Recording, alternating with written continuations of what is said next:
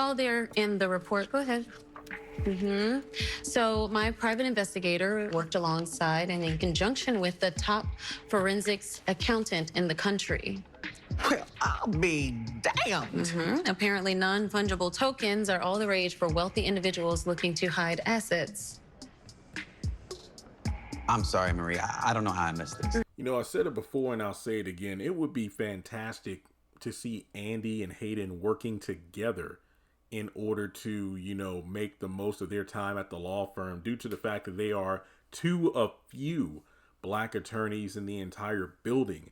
And to think that if they work together to truly make the most of their case with Marie and bring in a huge windfall to the law firm, it would look great on both parties. But of course, it's the competition to see who's going to become partner. And on top of that, it's really, I think, a reflection of the real world. Not to get on some sort of soapbox here, but you see it time and time again in like the media and whatnot. Well, heck, let's just say social media, for example.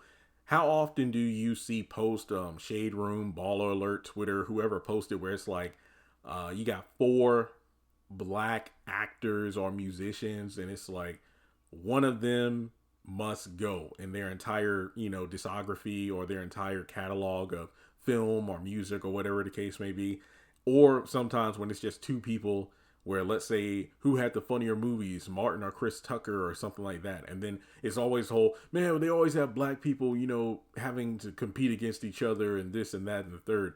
I mean, for me, my attitude towards those posts is I see it as a celebration because more often than not, if you go to the comment section of posts, you might have nostalgia. It's like, wow, I might say Chris Tucker has better, I think he has the funnier movie, or he's the one who's funnier in movies, or I like his movies more than Martin. But then you think back to all the Martin films, like, yeah, I haven't seen Black Knight in a while or something like that. I mean, I grew up in the VHS era, so a lot of the movies that are talked about in posts like that, my mom has them or I have them, and it's just great. But yeah, I think that in the world of, entertainment, there's the big conversation of, man, how come black, directors or producers and black celebrities don't really come together like, Adam Sandler, what he does for, his group of people that he works with all the time in the same movies or, the same group of people in different films he produces and whatnot versus a lot of black entertainers who kind of have their own solo mentality and, there's not a lot of camaraderie.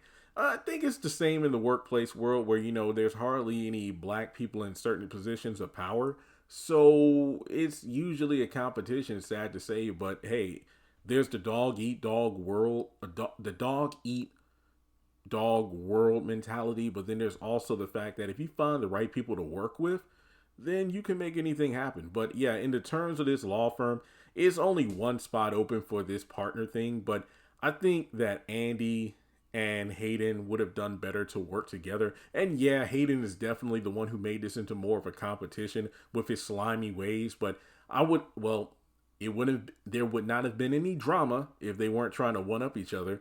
And the fact that, if they definitely pulled their resources together, they really could have made the most out of this case. And maybe Marie's recommendation could have led to one getting the position over the other, but still, it's just a shame because for Hayden to overlook the $75 million in NFTs was quite the surprise. And it just makes you wonder, what exactly did Andi do? I mean, it was explained she had people looking into it, but the thing is, it's somewhat of the Mary Sue syndrome where Andi just kind of gets these random wins out of nowhere when it kind of looks like she doesn't deserve them, due to the fact that we haven't really seen her on screen doing much work on the case.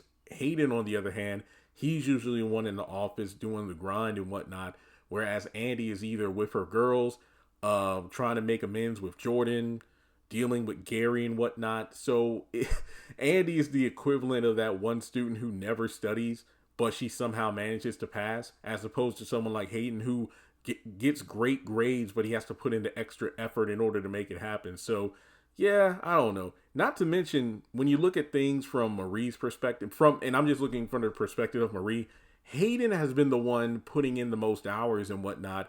Because didn't Andi miss that one meeting or whatnot because Marie wasn't able to get in contact with her? So yeah, even though Hayden put in the most work, the fact that Andi secured 75 mil in those NFTs is making her look like the most impressive lawyer of the pair. But then again, Hayden isn't doing himself any favors by patting himself on the back, saying, oh, me and my team did an extensive look and combed through everything. But then you miss out on the $75 million, NFT pile. So that makes you look stupid. But I don't know. It just seems like one of those things where Hayden was pissed, but it's like you really have no one to be mad at but yourself. You're the one who made yourself look like an ass. So Andi was right to clap back at him. But like Zatima said, like, hey, I know we're drinking and, cheers and everything, but don't get too cocky because he's over there plotting something. But let me know your thoughts in the comment section below. These two definitely, I wish they would just work together, but it's not going to happen. So let me know your thoughts in the comments, and I'll catch you all in the next video.